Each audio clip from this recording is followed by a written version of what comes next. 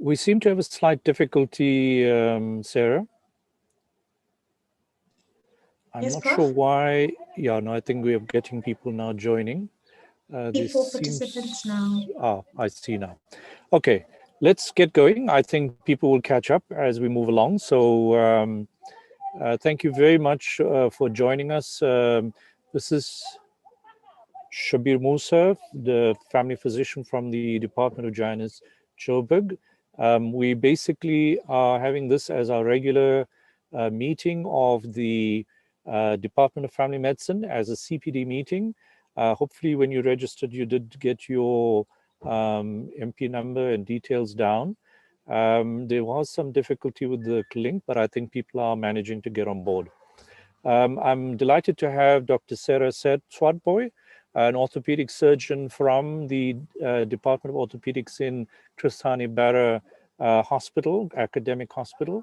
And she's going to talk about the management of fractures in primary health care. It's great having you with us, Serah, and you can now share, and we should be off to go. I think those who missed it will get the recording. We'll make it available on the webpage where you registered. Serah, if you want to unmute and show your video, and I think you can start sharing and present. Thank you very much. Thank you so much, Prof. I'm just trying to share. Wonderful. Looks good. You can just put it on a slide view. I think there's a little bit of a delay. All right, great. There we go. All right. There we go. So as I was saying, thank you so much, Prof. Thank you for the opportunity. It's always fantastic to be able to discuss, have this kind of approach that we discuss the management and the continuum of management of patients in terms of various disciplines. So I appreciate the opportunity and I'm grateful for the platform. So as mentioned, I will be speaking about the principles of fracture management and how to prevent, the discourse, or to prevent actually noticing and picking up certain fractures that could potentially that could be hazardous for you as well as the patient. So we'll start off with the basics, just in terms of the definition of a fracture. So Appleton-Solomons, which is essentially the Bible of orthopedics, describes a fracture as a break in the continuity of bone. And you can further classify fractures according to whether they're simple, which means that it's a fracture that purely involves the bone itself, with no involvement of significant injury to the soft tissue, nerves, or any of the surrounding vessels.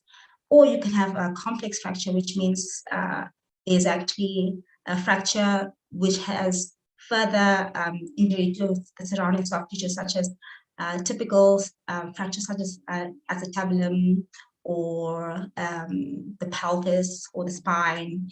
There's certain anatomy around that broken bone that is compromised when it comes to complex fractures. You can also classify fractures according to being opened. Back in the day, we used to say they compound, but it's a universal consensus now that it's okay to call them an open fracture, or it can be closed. And that essentially just basically is self-explanatory. That an open fracture is that there's a continuity, there's a break in skin, and there's a continuity of the fracture with the outside environment. So this is what you would call a typical fracture. All right. What I will be doing is that I will be discussing the approach to a patient, a fractured patient, and also the approach to how to assess the patient, as well as how to read or describe the X-ray. So this is a typical fracture. It's a simple fracture that we're looking at, but we must not forget that this is also a fracture. And like I said, as the definition stated, that a fracture is a break in the continuity of the bone, and one could argue that you don't see any break in the bone. However, you must remember that in terms of bone, we have the cortex, and we also have the trabeculae within the canal. And when it comes to fractures such as these, which are commonly seen in children, you actually have a fracture with, it's called plastic deformation. You actually have a fracture bowing of the cortex. However, the trabecular bone is actually fractured. So technically, this is also a form of a fracture. So that, as I mentioned, those are simple fractures. Complex fractures are the acetabulum, the pelvis. The most commonly seen complex pelvic fracture is the open book pelvic fracture, which I will go into detail about a little later. There's the spinal fractures, spinal cord fractures around the spinal cord or the vertebral body of the spine, as well as segmental fractures. The concern with segmental fractures is not only because of the fact that they're just more than one piece, but the fact that they're high energy. It alludes to the fact that there's a high energy here, and there's a potential for more than just the bone being involved, and also periarticular fractures. More specifically, so around the knee, we're concerned about the popliteal artery. Around the hips, we're concerned about femoral artery. Around the acetabulum, we're concerned about the bladder, the sciatic nerve that's exiting at the back. So all of these fractures essentially are regarded as complex. So in terms of open fractures, I think this is a good place to start. We classify open fractures according to the Gustillo-Addison classification. And it's a somewhat, basic, very simplified way of being able to describe a wound or an open fracture over the phone. And it's the universal way of communicating what you're seeing. And so type 1 is regarded as a puncture. It's usually less than 1 centimeter. And what actually happens is that it's usually what we call an inside-out wound, where it's actually the lesion or the puncture is caused by the bone within a bone spike actually pushing through the skin and resulting in that form of puncture. As opposed to Gustillo-Addison 2, which is a wound between 1 and 10 centimeters.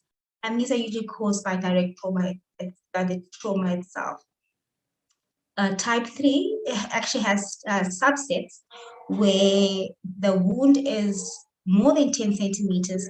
However, when you take the patient to theater, my apologies for the noise, but when you take the patient to theater, you'll be able to have adequate soft tissue cover. Type B is where there's periosteal stripping and there's significant bone loss. And type C is actually when you have an arterial injury that actually requires some form of reconstruction.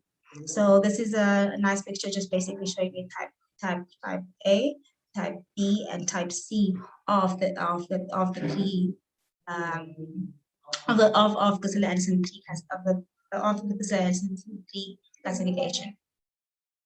So this is basically what we would call Gustillo-Addison type 3 classification. This is something that we see quite often, and it's initially on when you look at it, it's quite frightening, but you'd be surprised how well these patients actually do. And with a matter of understanding the importance of reducing these patients, making sure that we wash out the wound and giving them prompt antibiotics, they actually do surprisingly well. So yeah, this is essentially where the important part is just basically discussing how do we actually approach a patient who has a fracture. So I'm not going to go into details of extensive history, but what the things that we would like to know is the mechanism. When, how did it, what happened? How did it occur? When did it occur? What is the actual complaint? Is the complaint deformity? Is it pain? Is it inability to weight bear? Treatment that has been received thus far. If it's an upper limb, always we want to know the hand dominance and the occupation and the pre-morbid status or function prior. These are all extremely important. So on examination, we always make sure, especially because a lot of our patients who come in with fractures usually have more than one injury. We always manage our patients according to ATLS principles, and that is essentially detailed as in we assess the airway, make sure that the cervical spine is immobilized, breathing, the circulation, make sure that the GCS is normal, and then we go on to the secondary survey.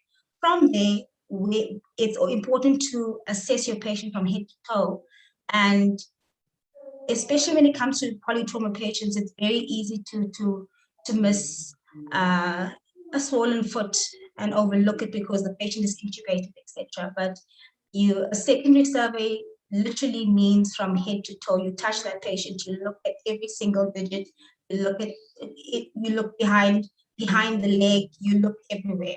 So we follow the typical look, feel, move schematic, and always remember to assess the compartments. Even if you have an obtunded patient, it's important to have a nice feeling or have a good feel of the compartments in the various limbs and check the neurovascular status.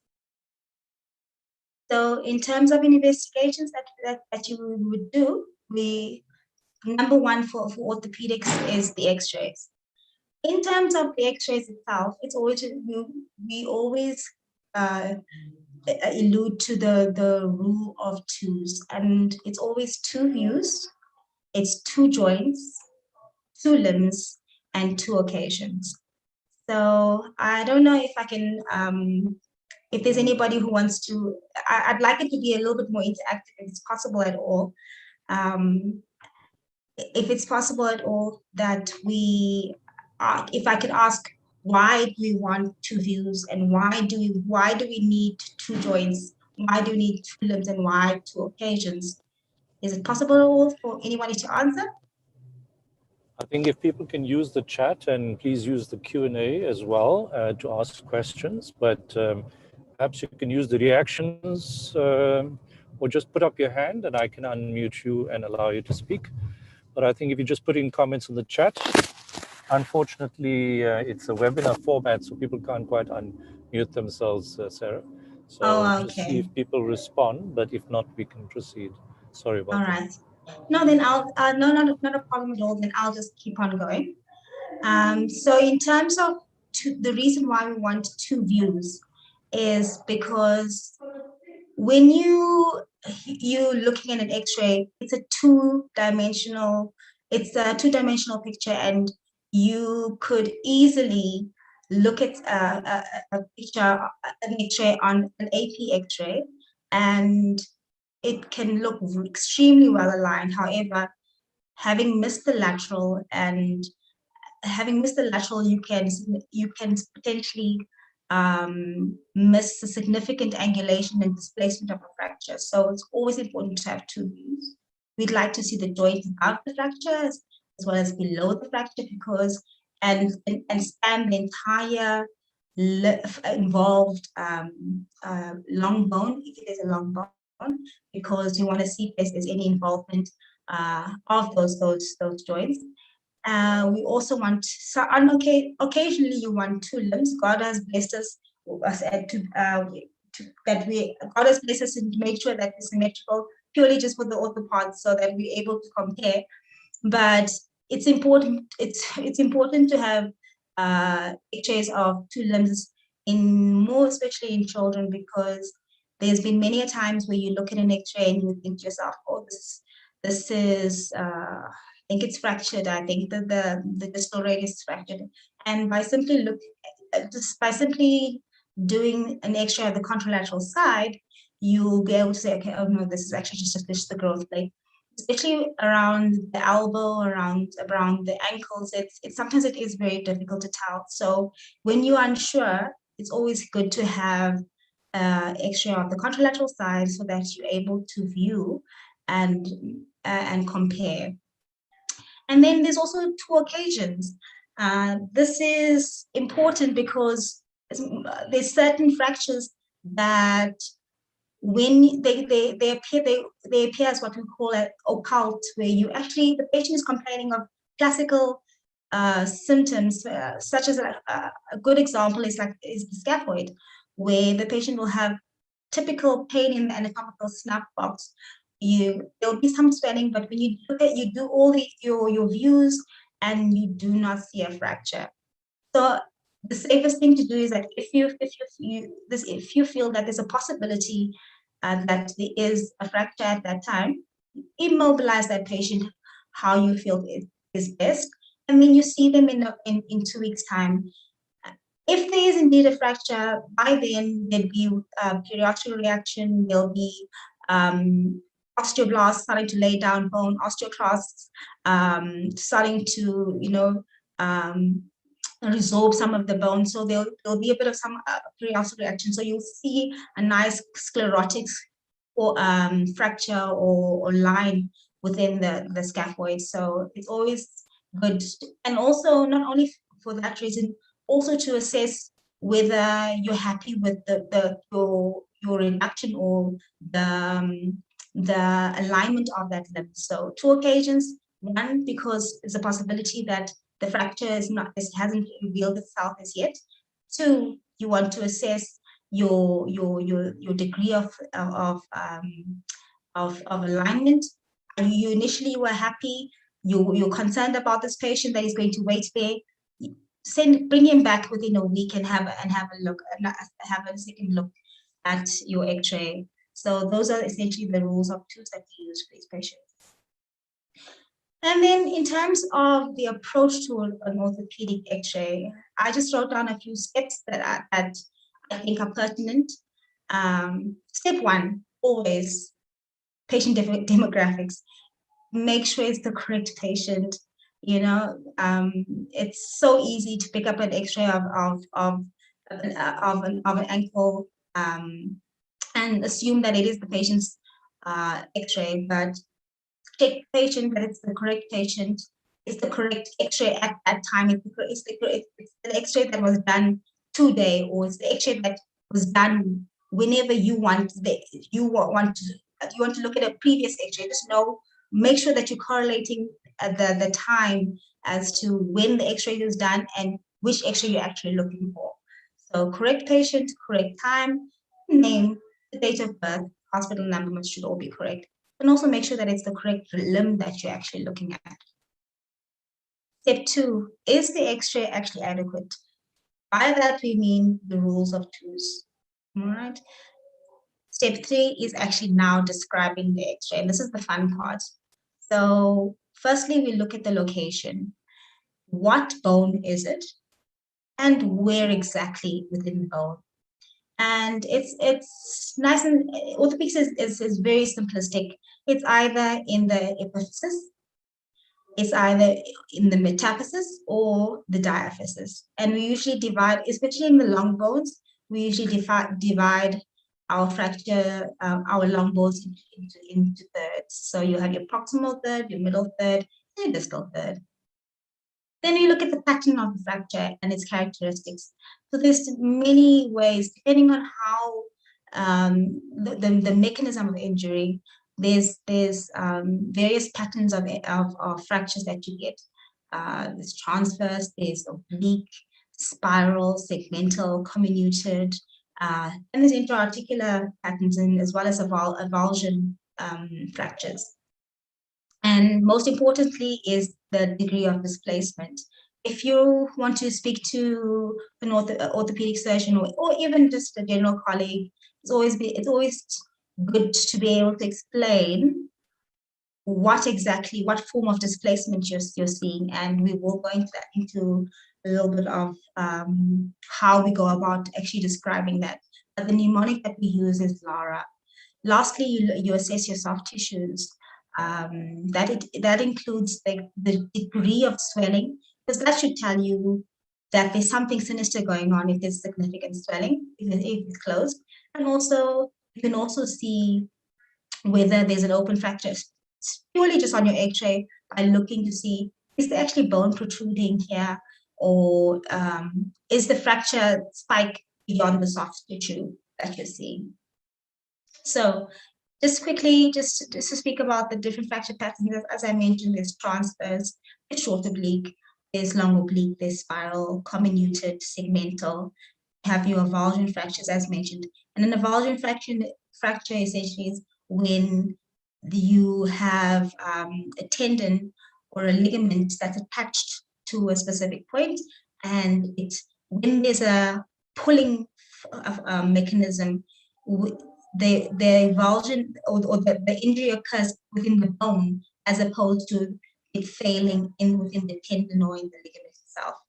Pathological fractures that occur with some underlying problem, whether it be metabolic, malignant, even osteoporosis is a form of a pathological fracture.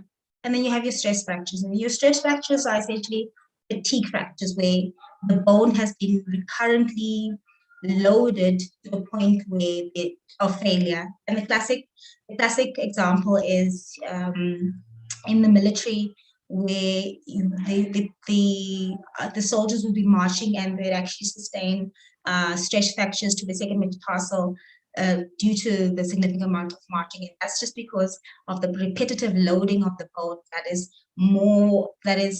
exceeds what the bone can actually take. So that's also a form of a fracture. And so I just thought I'd add a diagram just to show you what we're looking at, and that's in terms of transverse, your linear, oblique, spiral, grain stick, as well as your comminuted fractures.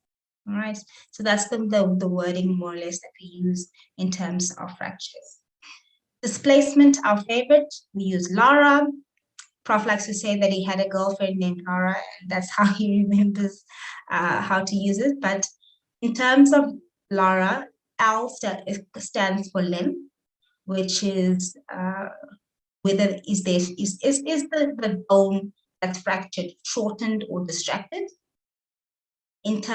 A is for angulation, and this basically alludes to which direction is the distal fragment actually pointing or facing. Are we in varus? Are we in valgus? Is the distal part going anteriorly or posteriorly? Rotation, we always assess clinically. So you can mention, if you can see overt, especially if you have an X-ray of the groin above and below, and you see that the shoulder appears to be looking AP, however, the elbow is in lateral, then you can mention it, but rotation is predominantly assessed clinically. And lastly, we have apposition, and that basically just tells you the amount of contact between the two bone ends. So this is basically LARA. So we look at length. I'm not too sure if my point is showing, but length is basically where you can see there's bayoneting or overlapping of the two fragments, and you can say that this is shortened.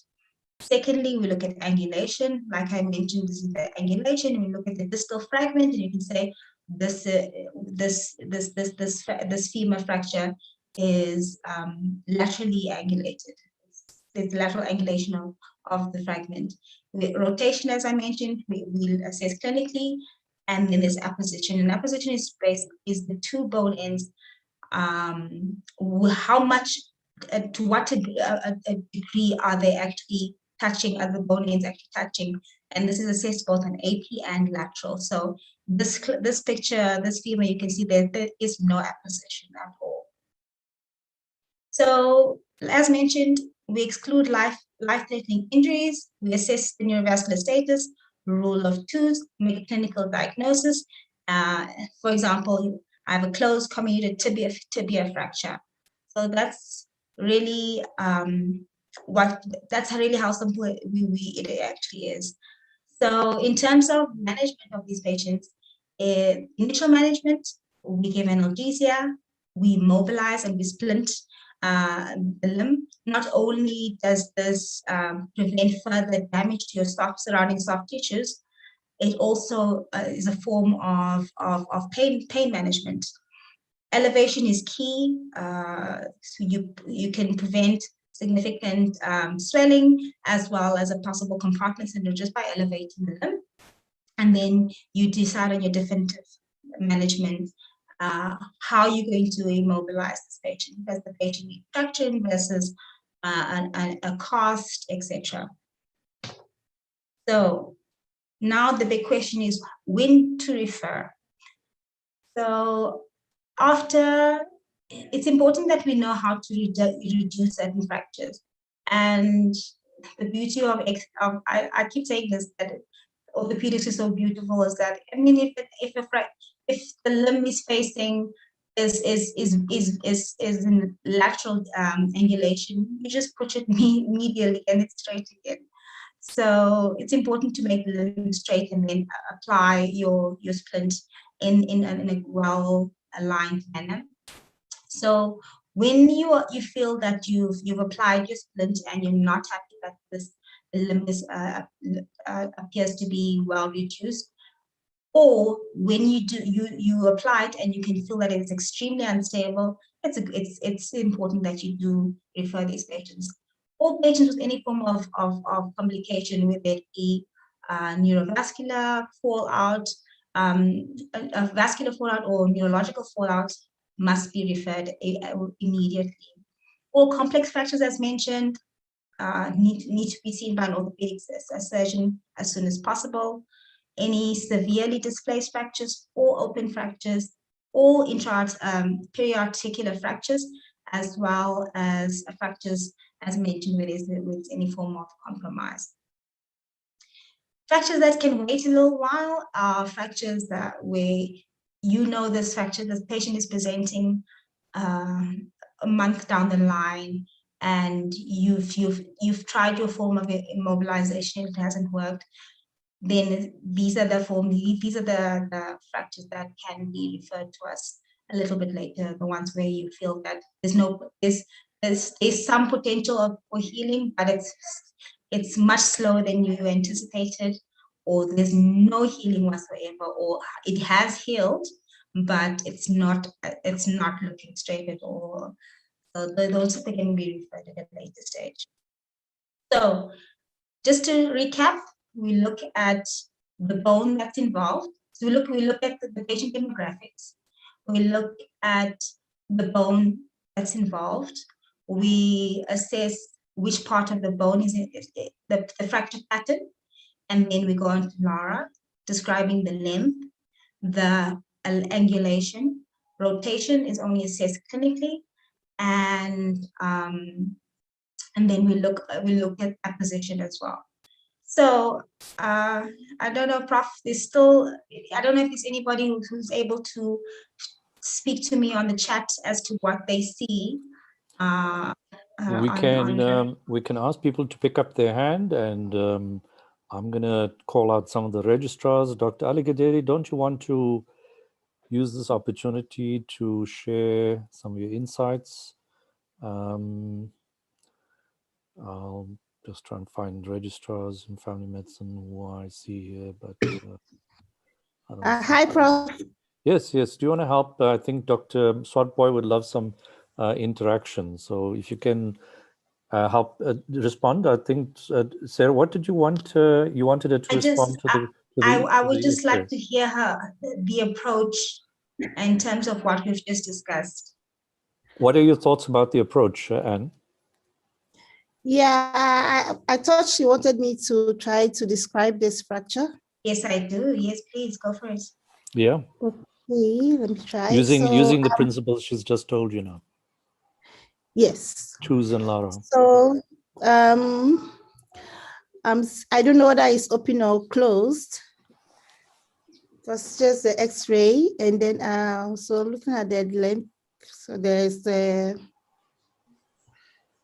can I say there's an oblique fracture of the second metacarpal. There's an oblique mid-shaft fracture of the second metacarpal bone, and also an oblique fracture of the base of the third metacarpal bone. Very nice. Of the left hand. In terms of displacement, I said there's minimal displacement of the third metacarpal bone, of the distal fragments of the third metacarpal bone, and there is angulation of the second metacarpal bone. Okay. Yeah, I can't talk about rotation here. Yes. And so talk about it. And the bone doesn't appear to be shortened either. Yes. And There's then no acquisition. In terms of, I'll say maybe, I don't know how to describe the position. Seems fine in the second. The third one seems slightly not opposed. Apposition Yes. not complete. So what we usually do is that we just basically give a percentage. So how much more or less Percentage the second and third, how much apposition do you think there is? I'll say with the I'm only looking at one view here, so I'm not sure about how it will look on just the take an lateral. estimate. It's Very fine. good, very good. Doctor, what's your name? Dr. Alagidede. A bright registrar from family medicine. Okay. All right. Yeah. So can we go ahead and manage this patient? No, we need more views of this X-ray. All right, because I think we need to see the lateral too. Are you sure? Because if I look at this, I mean, it's well aligned. You say you're happy. It's not very bad apposition. There's no shortening. Doesn't look like there's any rotation. Not much angulation. Can we not just send this patient home? No, I think there could be other fractures in the other bones that we missed. We're not seeing. Yeah. Yes. What do you think, Doc? Yeah, so looking at here on the lateral, you can clearly see that the fractures, actually almost all the metacarpal bones there are involved, but on the AP view, we're only seeing two. Yeah, no, I think it's just the view, but it is the two that it's the same patient.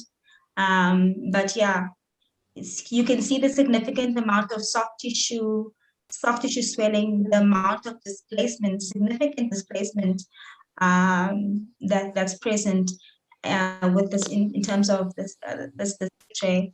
And this patient actually went on to have a compartment syndrome of the hand and had to be managed with a fasciotomy. So something that looks so benign on the AP, you can actually see that the third and fourth are somewhat dislocated, as you say, but it looks so benign that, the fourth and fifth metacarpal are displaced, are dislocated, but it looks so benign on AP that you would be so tempted to say, I think it's okay, it's a little swollen, let me send it home, but very good pickup that is important to do a lateral. All right. Let's have another. I think another will have to pick up their hand. Anybody wants to volunteer? Are you showing this view on this patient? Want them to comment on it? Anybody would pick up their hand? I can unmute you. Michelle, do you want to have a chat and take a go at it?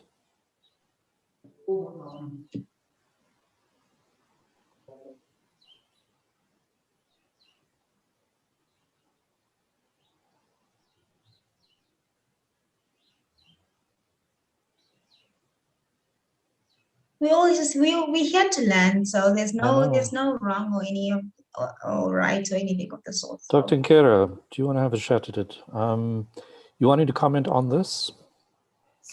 Hi, Prof. Go for it. Hello, Go for Doctor. It, Yes, okay. From what I see here, I would say, I don't know if it's open or closed.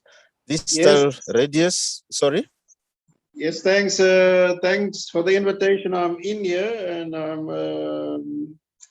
I'm part of you guys. Thank you so much. Okay. Prof. Afternoon, Prof. Prof. Magabota is with us. Go for it. Go for it. Yes.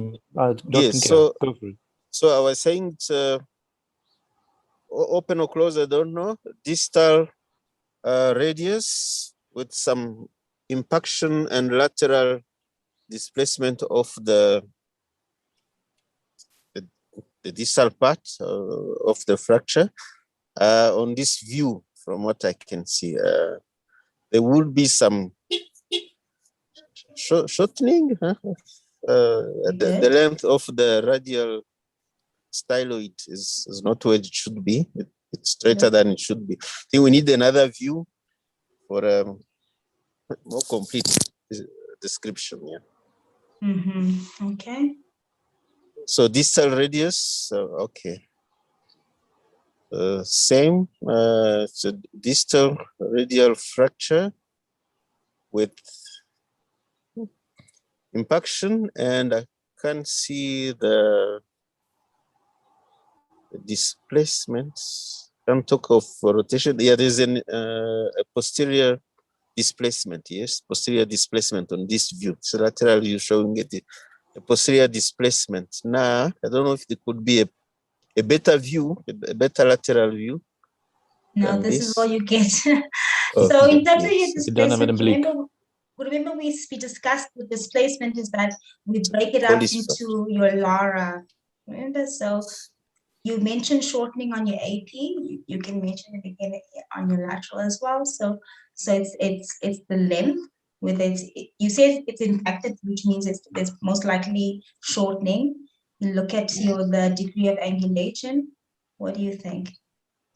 30 degrees posterior angulation, and there was a lateral displacement that makes it a Colles fracture.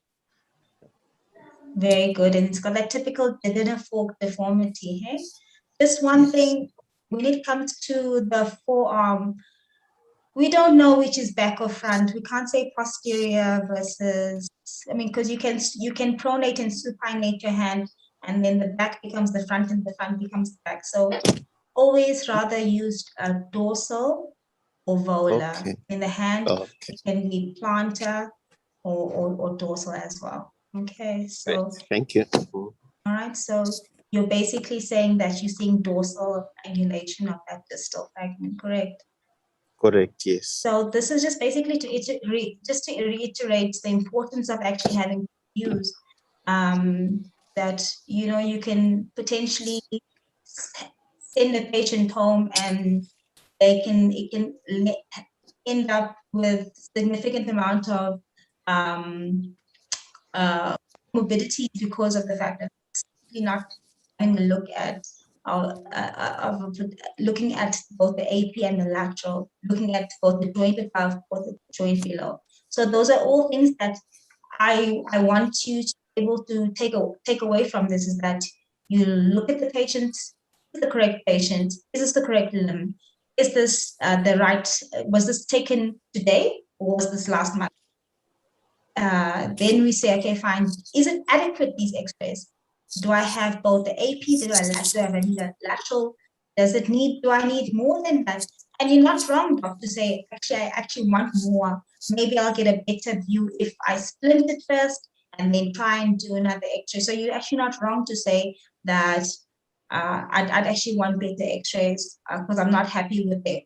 Overexposed or underexposed, what have you. So it's always make sure that when you manage your patient that you cover all your bases, And then in terms of describing your x-ray, look at your length, look at the alignment, look at the rotation. You cannot comment on. It's more of a clinical thing, and you look at the degree of acquisition. So I think that was well done. Okay, can I have one more? I've unmuted a couple of people if they don't mind. I know that Dr. Chagonda is from Zimbabwe, so we're really thrilled to have people from outside South Africa listening. Fantastic. So, and I think there are people from other countries as well. So feel free to raise your hand and become part of this. I think somebody's picked up them. Dr. Manda, you want to go for it? Dr. Manda? Johannes? Hello, can you hear me? Yes, go No. for it, Johannes. No, I'm not Jan. commenting on this one, on the previous Okay. one. It's just All right.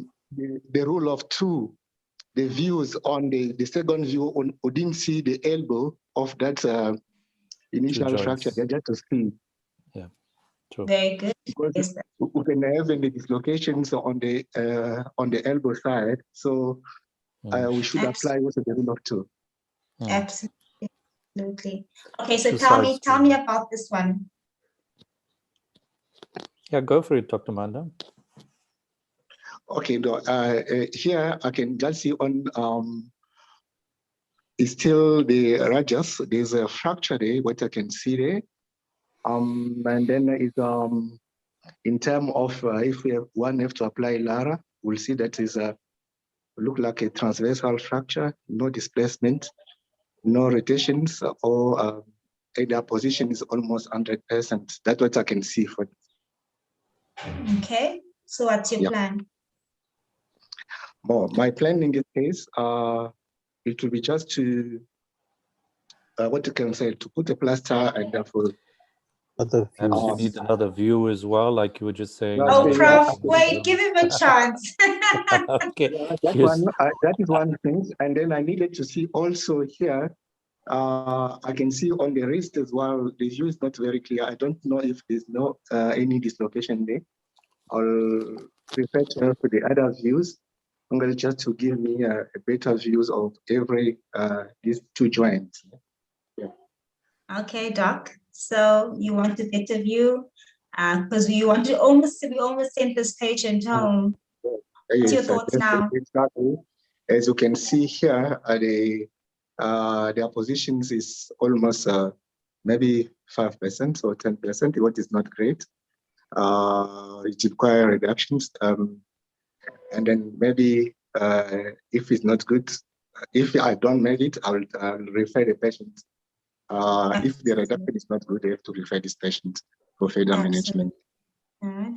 So with these fractures, especially the fractures in the forearm, more specifically of the radius, or if the radius and ulna are involved, they're called fractures of necessity, which means that they have to be fixed. Ulna, not so much, especially a typical nightstick fracture, but with the radius, because we use it for pronation, supination, there's so much movement that occurs there. It's a fracture of necessity. It has to be fixed. All right. So what are you recommending, Sarah? Are you saying that this needs theater or just simply? Absolutely. This needs to be taken to theater. Absolutely. Okay. So these form of mid-shaft fractures, they will not unite or they will malunite, and the patient will have significant reduction in pronation, supination. So yeah, this must, because but the take-home message more than the fact that this needs theater is that if you just look at one view like this and we say, it's minimally, there's some comminution that I'm seeing there. It's well aligned. It's straight. I'm going to put him in a back slab, and then I'll see him and do another lateral X-ray in 3 weeks' time. So I'm actually glad that I wish Prof hadn't said anything, but I want us to be able to pick up these potential things that could happen. We look at it and say, we can go home, but it's important to have the views of both AP and lateral. And if you feel that you need more dedicated views of the wrist, go for it. You know, have a dedicated wrist view, have a dedicated elbow view rather, as opposed to committing to just this X-ray of the elbow. All right. All right. Can I have one more person? Melissa, Apart do you want to? from LARA now, I just want to know what do you see here that should never be seen in an X-ray? We all understand the concept of LARA. This patient looks like it appears, if I look at both the AP and lateral, it's a fracture of the ulna. It's a potentially a nightstick fracture. It's minimally, so it's a transverse fracture, minimally displaced. You're happy with that. But however, what are we not happy with? Yeah. Bangles. The bangles, the ring. Yes. So how do we see a patient who's got a swollen arm, you know, who's just sustained a fracture, and we've left him to go to X-rays with the ring on the finger, there's a bangle around the wrist, all of that, you know, within 3 hours of this you know, injury occurring, the arm is starting to swell already, you know, that ring, within a day, that ring will not come off. So please, whenever you have a patient who comes in, please remove all forms of constrictive accessories or what have you, and make sure that the arm is free of any form of rings, bangles, chains, what have you. Okay, that's why we added that in X-ray. All right, I wanted to go through just a few specific X-rays that sometimes we have a little bit of trouble actually looking at and actually picking up, you know. Not all X-rays are just frankly visible, and it takes a little bit of tact and a little bit of knowledge to know what you're actually looking at. This is essentially a lateral X-ray of a skeletally immature patient. It's an image of a X-ray of a child, and it's basic. What I'm trying to depict here is the elbow, and the red line is a line that runs along the anterior humeral line, and it's bisecting the capitellum in the middle, either in the second or third aspect of the 2/3 of the capitellum. So it's not anterior, it's not too posterior, it's either center or at least within the anterior 2/3 of the capitellum. All right.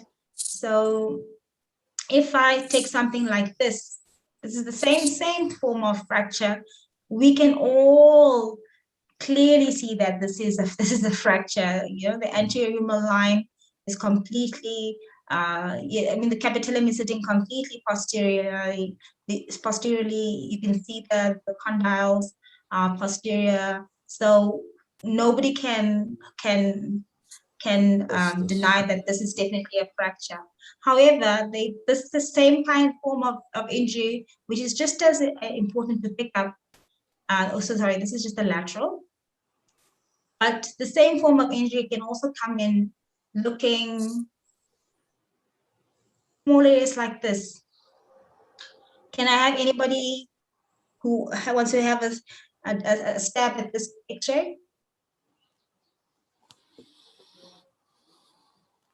Anyone I've unmuted? Yeah, Jan, go ahead. You can unmute yourself. Is it Jan? Yes. Hi. Yes. Go for it. Hi. Thank you. Thank you so much for the Jan, just tell us where you're from, though, before you carry on. I'm from Botswana. Botswana, wonderful. Yes, Okay. I'm based in So Dr. Swartbooi is thrilled. Thank you for that. Go for it. Jan, go ahead. You can just try and respond to the description. Okay. From what I see, it's a child, but the elbow is not fully flexed, probably because of the pain. but the anterior line of the humerus goes into the anterior third of the capitulum. So there's definitely something going on there. Beg But your pardon, Doc, you're saying that the anterior humeral line is lying where? it looks like it's lying anterior on the anterior third of the capitulum. That's what I think. Yeah, that's right. you see? So I absolutely agree with you. So it's very, very subtle, but you can see that the anterior humeral line is not bisecting that capitulum at almost at all. And then I'm just going to remove this line as well. Sorry, this line over there. I'm not sure. I'm not sure if you can see my cursor, but Yes, I'm not too sure. You see this beautiful rounded head. This is a beautiful That's picture. challenging to see, I must be honest. But yeah, go ahead. We can have Is it soft tissue? It's bleeding. So this is basically an indication that there's blood that's basically there's a fracture and there's blood that's pooled into the bursa posteriorly. So you can have it and posteriorly, and it can also occur.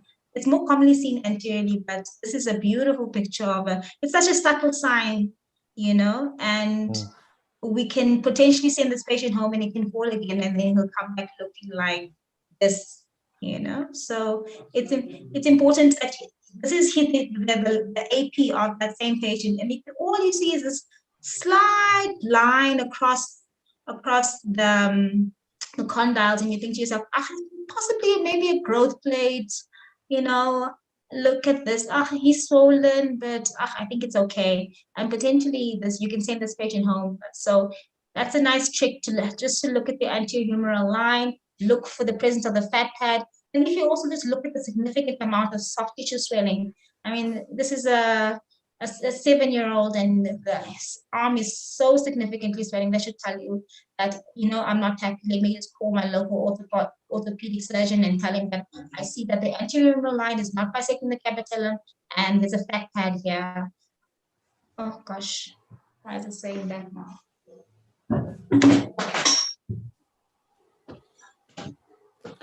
Sorry, just give me 1 second. Okay. Doc, we'll just come to a question. Prof, are you around on the call? Prof. Magabotha, are you on the call still? Yes, I'm here. I'm watching. Okay, perhaps you can answer this question quickly, which Anne asks. Does the rule of 2 limbs apply only to children, or could it be used in adults? Would one use it and when? It should be used in just about everyone. And so when we just come to the rule of 2s when it pertains to children, it's because we want to look at the growth plates. So I am not afraid to say that I have, in my younger days, fixed a growth plate because I thought there was a fracture. Until my consultant told me, please take a view of the other limb and see what you will say now. And lo and behold, there was the same sort of fracture on the other side. And then I realized, oh boy, I have just fixed a growth plate, which should not have been done, you know. So the rule of 2 applies in everyone. The rule of 2 sides, maybe, you know, in an adult, if you're not sure, but always, always, always in children. Children, yes. The rule of 2 in children, always. Does that answer your I think question, it's 2 sides that I think you're thinking about children. Yeah. 2 joints. You could get away in an adult with not having 2 depending sides. on the clinical situation. I think being in public health, and we always have to look at health economics. People probably just don't have the resources to do 2 sides. But if you could, you know, yeah, I think the rule of 2, and that is the rule, should apply to everyone. But I think why you ask us to give this lecture every year and every now and then, you know, just for our colleagues to know why it is important to do, you know, the rule of 2s should imply in just about everyone. But yeah, I would not sort of shoot one down if he doesn't have 2 sides in an adult. But in a child, please, please, please, please, it should be done. That's good. Serah, is Dr. Swartbooi, do you want to show some more, or do you? Yes, there's still lots to go. Okay, we just have to worry about time. So how long will you be going for? Just to tell people so they're aware of how long it will be. I'll go a little faster. I think maybe about 15 minutes. All right, that's fine. So if people know that it'll go for another 15 minutes, thanks. Carry on. All right, I think let's leave this one over here. Or is somebody brave enough to try this one?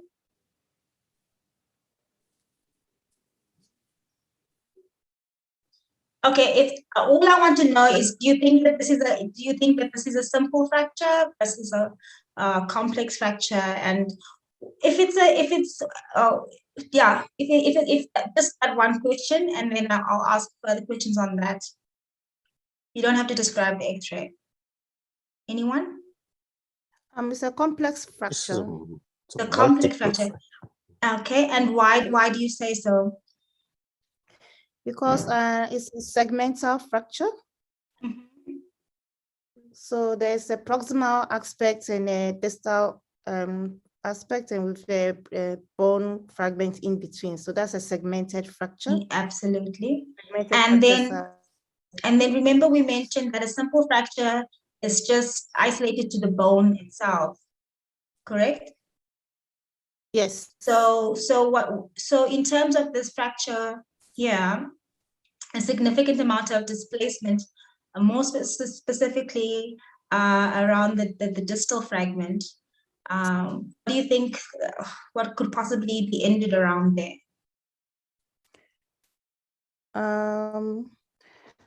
Wait, Nisha, we are thinking about the radial nerve. Absolutely, well done.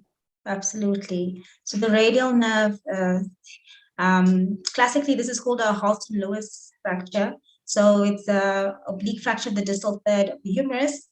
Usually, it can be in isolation or even segmented like this. But Halston-Lewis is a oblique fracture of the distal third of the humerus with associated radial nerve palsy.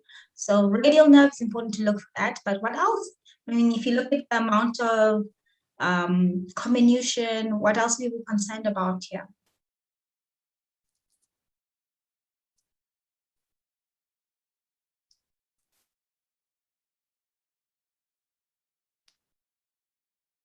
Hello? Vascular injury? Yes, worried about the vascular, the arteries and the vein that's around the brachial artery, yes? Yes.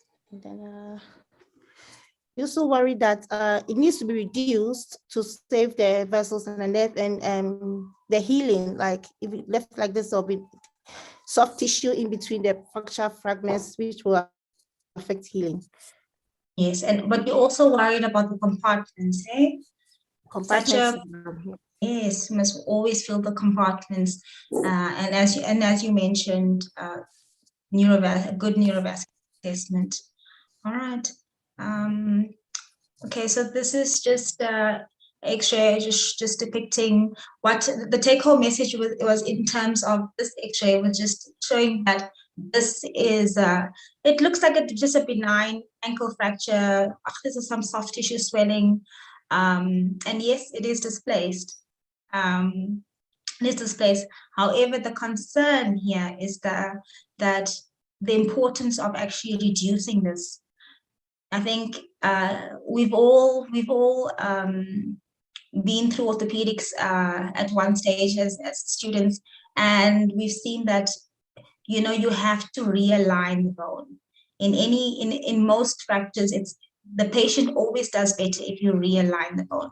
So this X-ray shows that the talus is laterally displaced. So we always want to reduce this talus, not only because it's a periarticular fracture and that we want to realign it, but there's a risk of a pressure necrosis that occurs. I mean, even if you just feel just the medial side on your own ankle, how little soft tissue and how little skin there, how easily you can actually palpate your medial malleolus.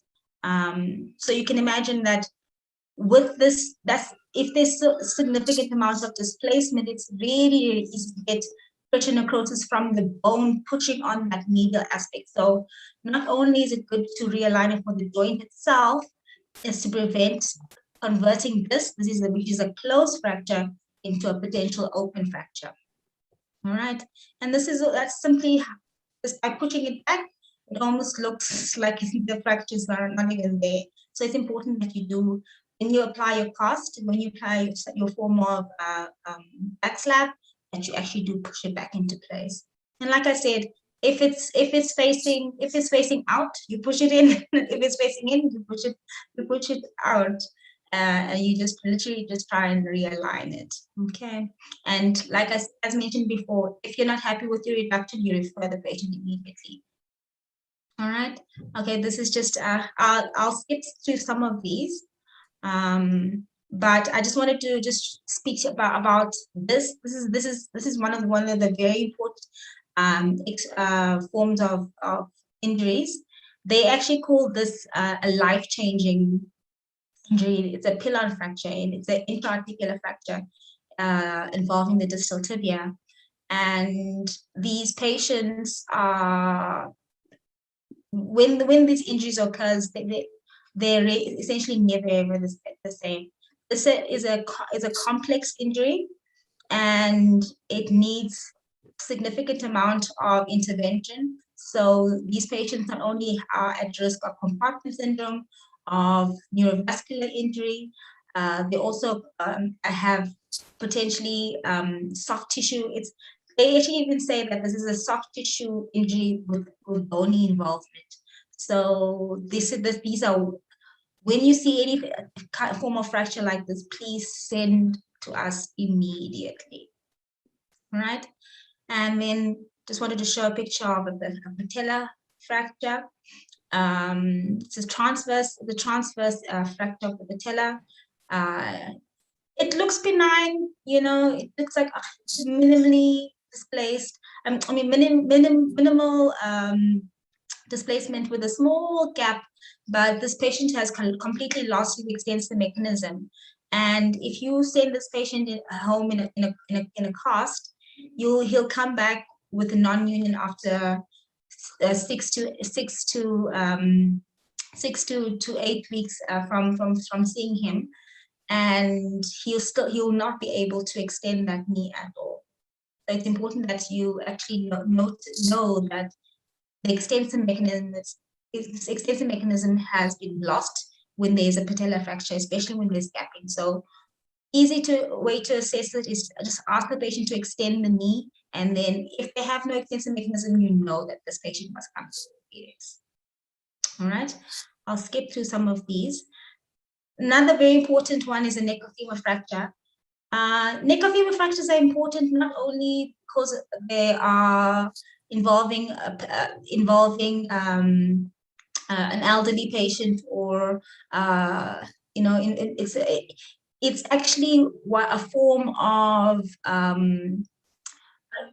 it's a form of almost like a complication or a target organ failure. In terms of in orthopedics, it's basically a form of, it's basically to say that there's a disability in this patient and there's high risk of mobility. So we take neck of femur fractures very seriously in orthopedics. When we see them in casualty, or when you see them in your rooms or what have you, you need to assess the premorbid status of this patient. You need to assess how long were they laying on the floor? Are they dehydrated? Are they acidotic? Are they, they usually come in, if they're fallen and they were left to lie there for half the day. Usually the U&Es are all over the place. They're in renal failure. So there's a lot that actually goes into managing these patients. And there's been many studies being done discussing accelerated forms of managing these patients just to bring down the risk of mortality as well as morbidity in terms of these patients. So neck or femur fractures are extremely important, that when they picked up, patient is resuscitated and optimized as best as you can within your capacity and sent to orthopedics as soon as possible. All right. Just in the interest of time, I won't go through all of this, but it's important to also to be able to assess an X-ray of the cervical spine.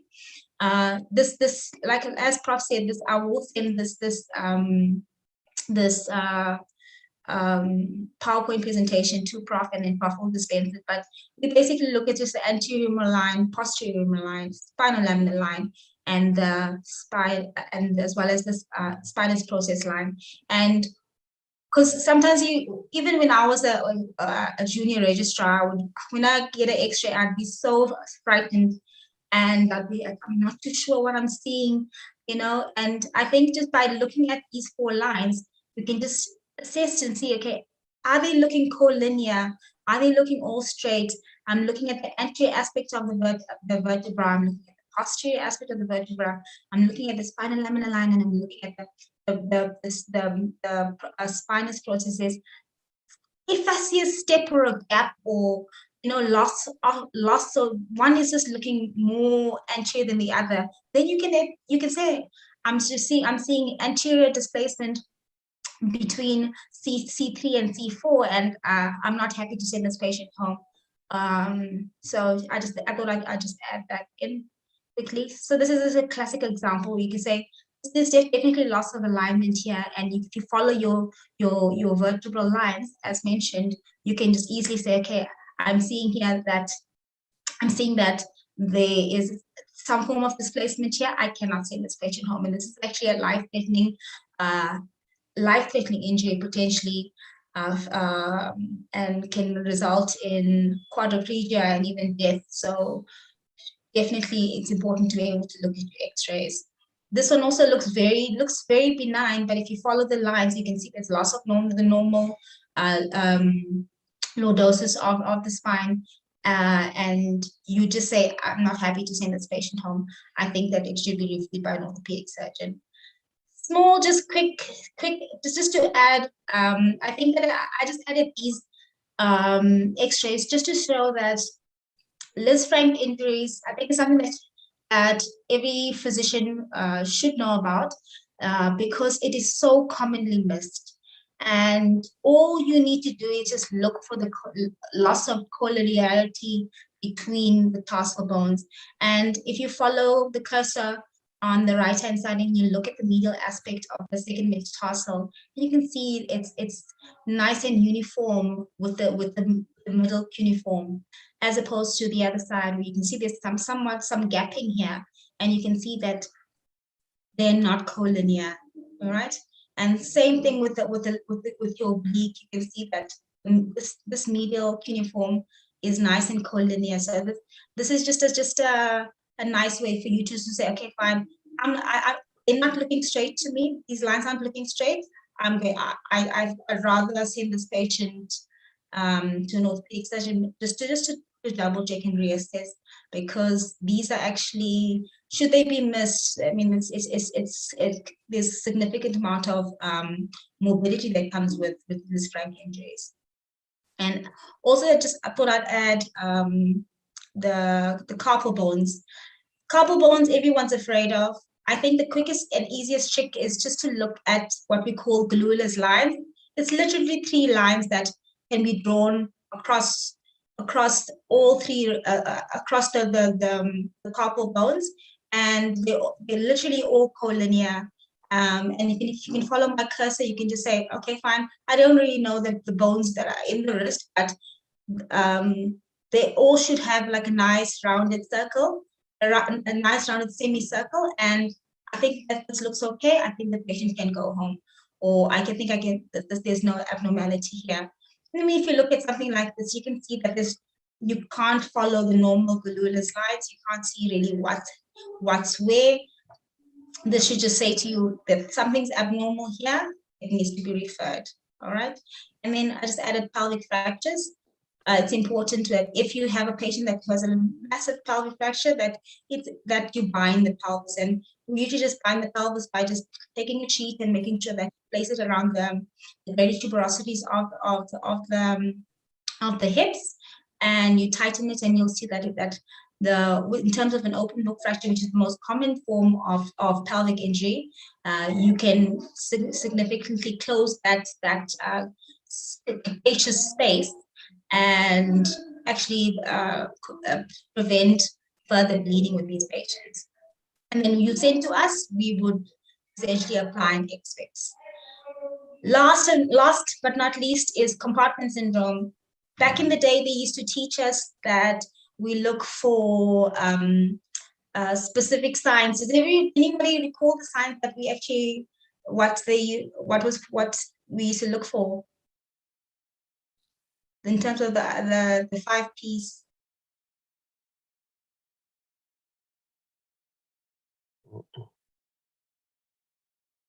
Pallor, anesthesia. Yeah, I'm still around. Can we ask Dr. Manda, just appoint any of your registrars, doctors, just to say what were the other 5 Ps, because this is probably one of the most important thing. We're sitting now on the South African Medical and Dental Council, the Health Professional Council, and we see how people have been crucified because they've missed a simple fracture, but now patients are having a compartment syndrome, and I had to impose huge,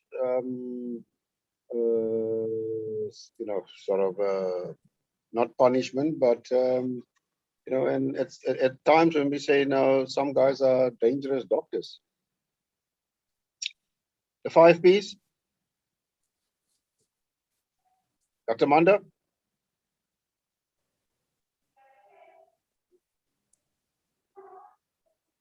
Prof. Shabir, anybody there? Yes, I'm here. I'm just looking to see if anyone else can answer besides me. Karishma, do you want to do that? Do you want to respond? Kerry? These are interns. Let me unmute them. Let's see if they... there are a couple of interns. I'm going to just unmute and let's see if they can volunteer an answer. Okay. It's better that you make a mistake here than later. Absolutely. Absolutely. So, Kerry, yeah. I've allowed a couple of people to try. speak. So, Karishma, do you want to go for it? Yeah. Thanks, Karishma. Karishma, you've unmuted yourself, so go ahead.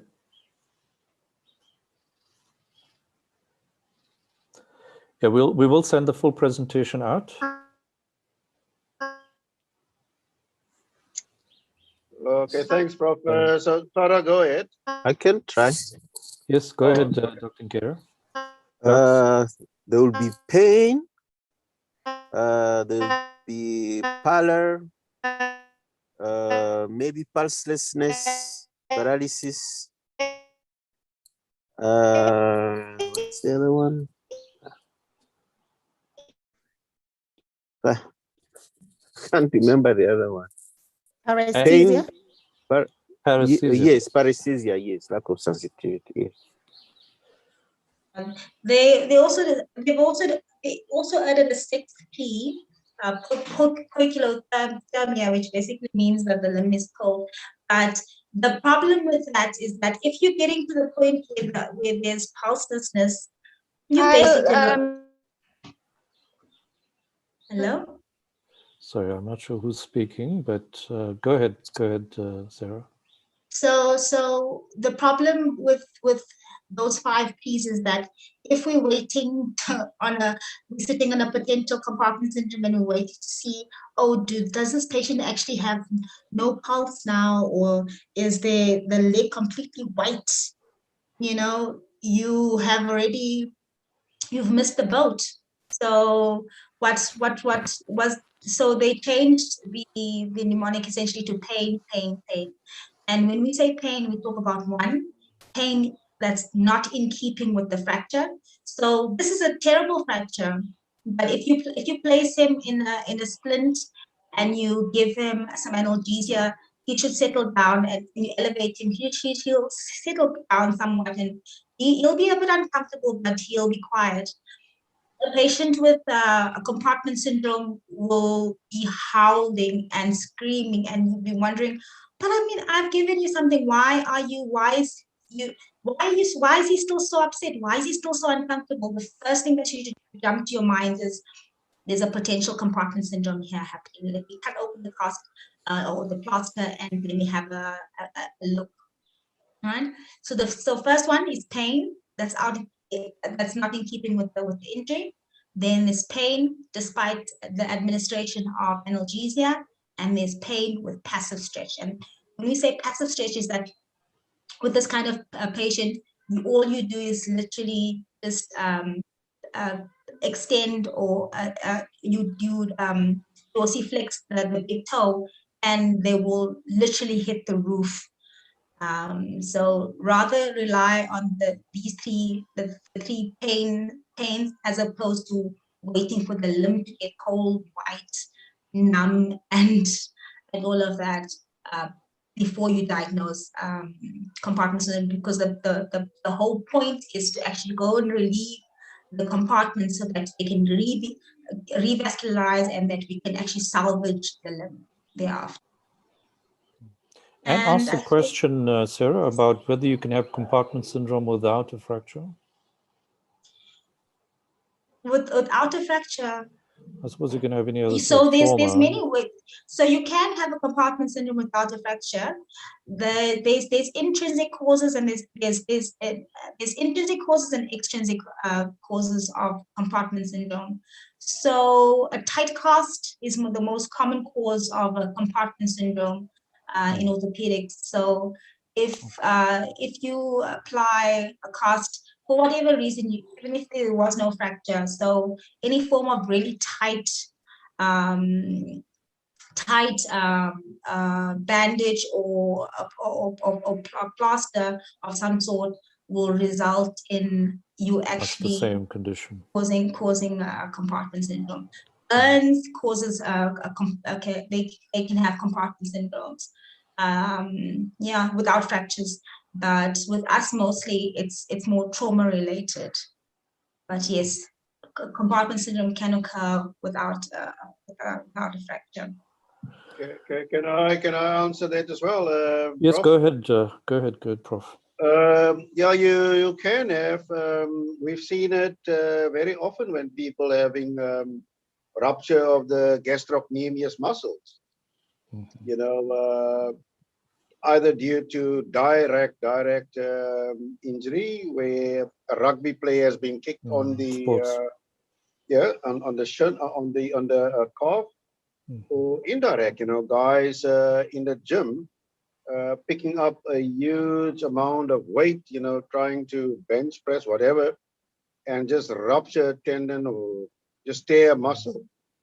You know, what we're trying and I like your question. You don't have to see a fracture to make a diagnosis of a compartment syndrome, because it could be bony, which is quite often easier to see, but it could be non-bony and soft tissue.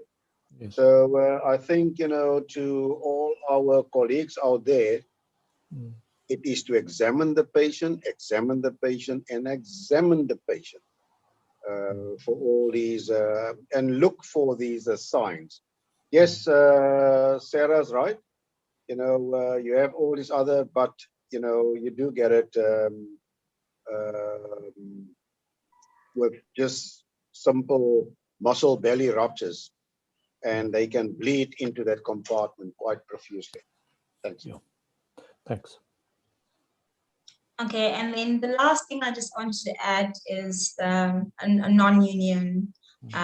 So the classical look to a non-union is this fracture gap that's still present despite the fact that you've applied your form of immobilization. These are the ones that we, as discussed earlier, that you can send later, not an emergency, but should come to us ultimately, is that you can just see that there's still a persistent radiolucent line with areas that appear to be where there's some bridging callus. However, there's still a presence of fracture gap, and you can see that there's this what they call elephant's foot form of callus formation would be what, and the orthopedic term is a hypertrophic non-union, where the bone is throwing callus in, trying to essentially unite this, but because of the lack of stability in this at the fracture site and this large gap, there is no union here. All right, and that's all from my side. This is basically the same thing, showing that the classic fracture gap with the hypertrophic non-union. And that's it from my side. Thank you so much for the opportunity. No, thank you very much, and thank you to Dr. Prof. Magabotha as well for joining it. Dr. Swartbooi, will you send us your slides and then we can put it on? And I think that we'll certainly be calling on the department to do some of these lectures. But thank you very much. Really appreciate it. I think lots of people are stuck on despite it going over time, but really appreciate you taking your time out. Enjoy the rest of your call, and to everyone else, enjoy the rest of your evening and week. Take care. Thank you very much. Bye-bye, Thanks, everyone. Rob. Thanks. Bye-bye. Thanks, everyone. Good night.